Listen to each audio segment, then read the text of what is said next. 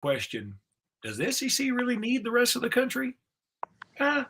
We'll see. Jimmy and I will talk about it. Y'all hang in there and listen to us today. Be sure to subscribe to our channel, too. We appreciate that. Here we go with Locked On Bama. Locked On Bama, your daily podcast on the Alabama Crimson Tide. Part of the Locked On Podcast Network, your team every day.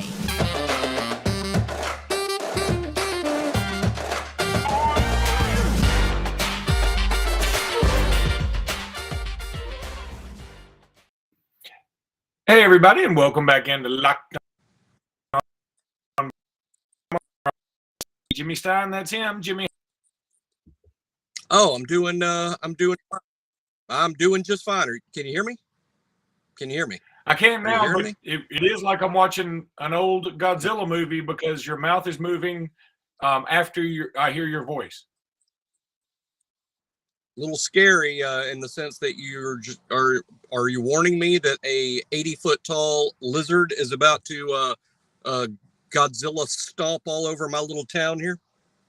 Either that or there's been a DJ Fluker sighting because he's big. He is big down there in the Mobile area.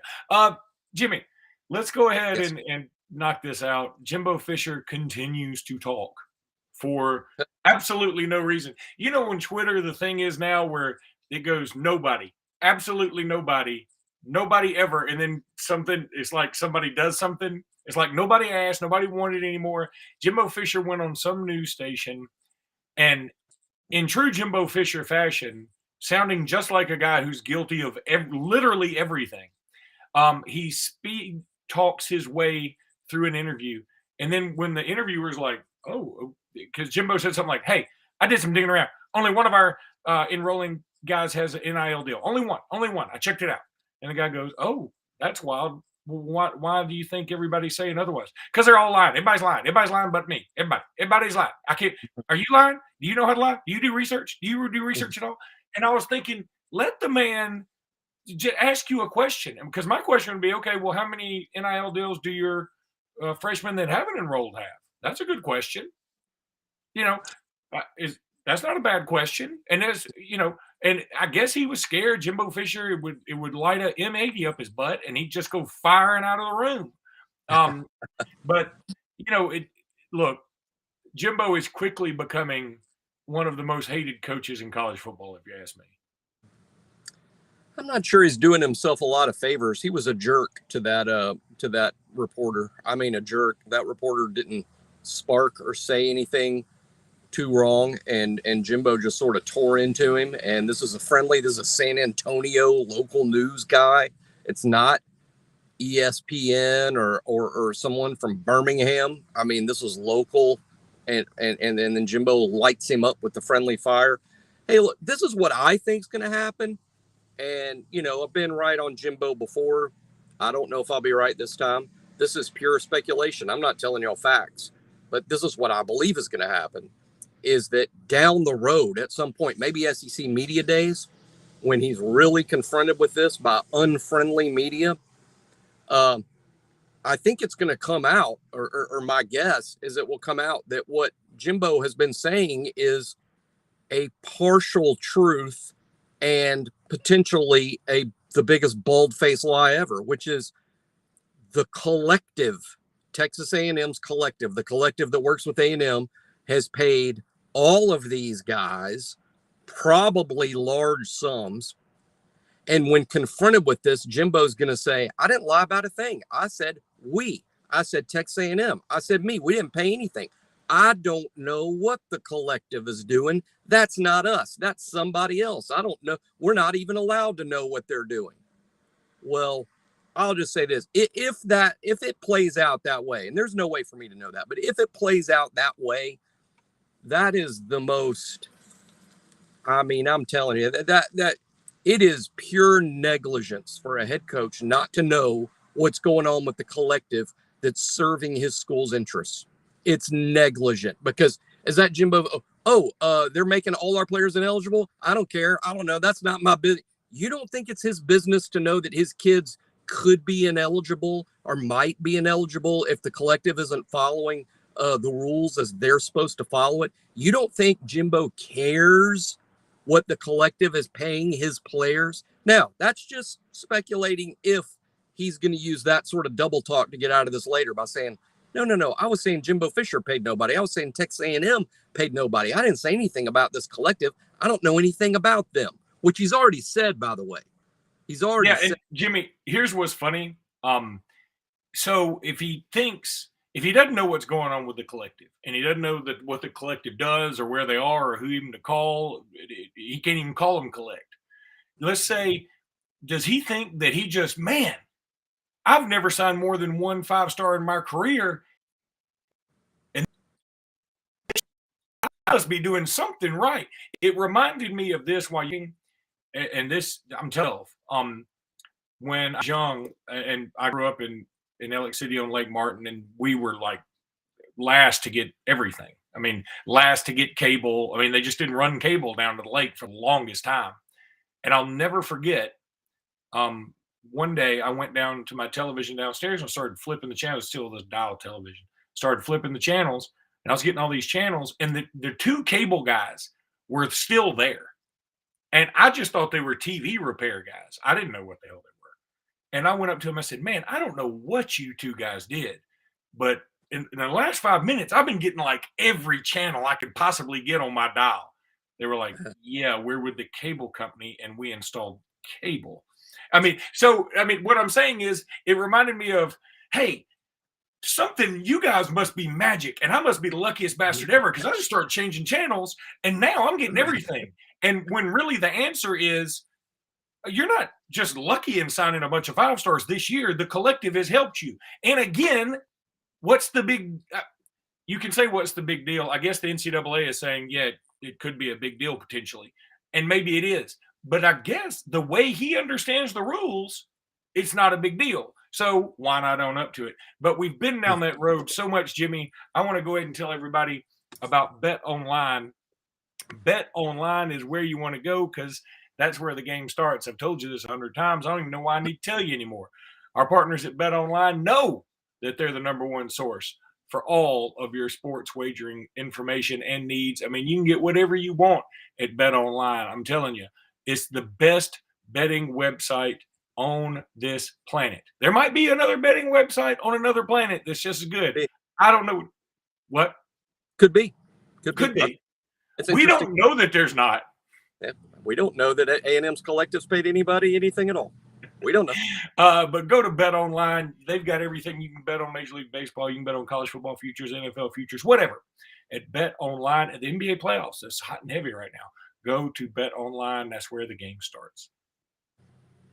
Jimmy, let's talk about basketball here for a minute. Dominic Welch, a transfer from St. Bonaventure, has signed with the Crimson Tide. This is a good shooter. Seems like a Nate Oates kind of player. I do want to speak truthfully on this. It doesn't seem like he was necessarily our first choice. Right. We went after some other dudes, didn't get them. That's the way the ball bounces sometimes in this transfer portal. And but it sounds like this guy's pretty doggone good. And so I'm happy with it. I think we need to put another player on the court. Now, we also need to play. Maybe we didn't. It'd be great if we could get a superstar that averaged 25 points a game in a Power 5 league. That'd be great. And not a lot of dudes out there like that. And like you've said in the past, this roster is pretty talented. So this has to be a guy that understands, hey, I'm coming to help the team, not be the team. That's right. Right or wrong, I think our roster is viewed as complete and good and pretty talented. And I think that's what hurt us with some of our high-profile targets. We tried to sign, the Bridges kid from West Virginia and Lucas from Oregon State. And there were others, some high-profile guys even. But a lot of players sort of looked at our roster and went, where am I going to find minutes there? And that's good news in the sense that the kids sort of view our roster as pretty talented. So, I like Welch a lot, actually. I think it can really help us. I think Welch is likely to play substantial minutes. I think he's going to share a shooting guard spot with Namari Burnett. and whoever's playing shooting guard can also play some at the 3. He's long enough to do that. So I think he's a wing shooter, a 2 guard, and there will be minutes for him. Is he awesome? No. I mean, that's the thing about a portal guy like Welch. I mean, what's going to set me off a little bit is if I see somebody thinking this kid's an NBA player. Well, probably not. He's been eligible for the NBA draft for like 3 or 4 years. He just went through the NBA draft process and got out of it. That's not promising if you're thinking, oh, this kid's going to just explode at Alabama. Well, he's probably not. On the other hand, if you're poo-pooing it because he played at St. Bonaventure, I would tell you, oh, you mean the team that probably would have beat our ass down the stretch? I mean, we weren't as good as St. Bonaventure down the stretch. I mean, in March, when we were lost in the SEC tournament to Vanderbilt, we lost in the NCAAs. I don't know that we'd have beat St. Bonaventure. So I think this guy's coming from a good program. He's a fit with what we need, and he's going to help us. And that's what you need. You need help. We don't necessarily need a big star. And I think the toothpaste was out of the tube on that. I don't know that was going to be available to us. Yeah, I think you're right. We hit such a skid towards the end. You know what it just made me think about? Who is St. Bonaventure? I see St. Bonaventure, born Giovanni da Fidanza, was an Italian medieval Franciscan scholar, theologian, and philosopher, the 7th Minister General of the Orders of Friars Minor. He was also Cardinal Bishop of Albano. And this is who St. Bonaventure is named after? I guess, because I was thinking like, I was first going to be kind of a smart ass and say, you said we couldn't beat St. Bonaventure. I was going to say we couldn't beat Diablo Bonaventure. I mean, what's the opposite of St. Bonaventure? I couldn't think of what that is. So, and then I said, well, it makes me wonder who St. Bonaventure was. He was an actual person. To stay cool and relevant, they're the St. Bonaventure Bonnies. Yeah. To stay cool and relevant, they should change their nickname to the Bronnies and be just named after LeBron's kid. Oh, he's God. And yeah, NIL, baby. Oh, yeah. He's got like 1 billion Instagram followers, and even his prom date was analyzed by thousands on Twitter and Instagram. I think, I would go with the St. Bonaventure Bronnies, and that would be cool. I'd sign up for that. I'd get the shirt. I'd get a jersey. Well, it sort of goes along with my thinking of I can't wait to follow the Alabama Crimson Arch Mannings next year. Jimmy, let's go ahead and take a break. When we come back, we want to talk about this SEC playoff idea. All right, so apparently there's this idea out there that the SEC could do like an 18 playoff and have their own championship. That's right. I just don't like. I mean, there's got to be some negotiating ploy about this. I just don't. That doesn't make a lot of sense. No, right? And I'm never going to be I mean, I'm a traditionalist. All this stuff is scaring me. I mean, the NIL stuff, the portal, the new playoff, the expandment. It just the internet. Ultimately, what I'm concerned about, Luke, is a bunch of people that don't care about college football, that don't really know college football, are going to be the ones who decide everything.